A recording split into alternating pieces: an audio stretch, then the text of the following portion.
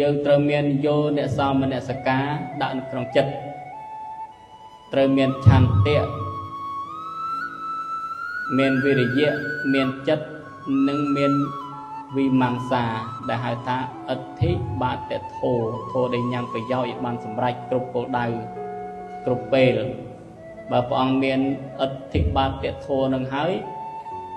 ព្រះអង្គសិក្សារៀនសូត្ររមែងបានជោគជ័យកណាត្រូវមានបំណងពងប្រាថ្នាដែលយើងរៀនសូត្រហ្នឹងយើងកុំគិចវេះកុំខ្ជិលច្អូសបន្ទាប់ពីនឹងហើយយើងត្រូវមានសេចក្តីព្យាយាម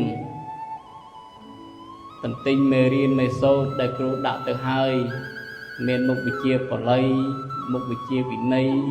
មុខវិជ្ជាសាសនាមុខវិជ្ជាពុទ្ធប្រវត្តិមុខវិជ្ជាអីក៏ដោយឲ្យតាមមេរៀនដែលគ្រូរៀនហើយស្រាវជ្រាវបន្ថែមកណាគុំរៀនតែពីសាលាមកដល់កន្លែងអត់មើលបន្ថែមអត់ចេះទេកន្លែងសាលាគឺកន្លែងគ្រូបង្ហាត់បង្ហាញចង្អុលប្រាប់តែប៉ុណ្ណោះដល់កន្លែងគឺយើងត្រូវតែស្វ័យសិក្សាដោយខ្លួនឯងកណាត្រូវតែស្រាវជ្រាវនោះដូចកណាដាក់សភៅពេញទូនោះកណាមានដាក់តាំងពីពោទេសភៅនេះគឺកណា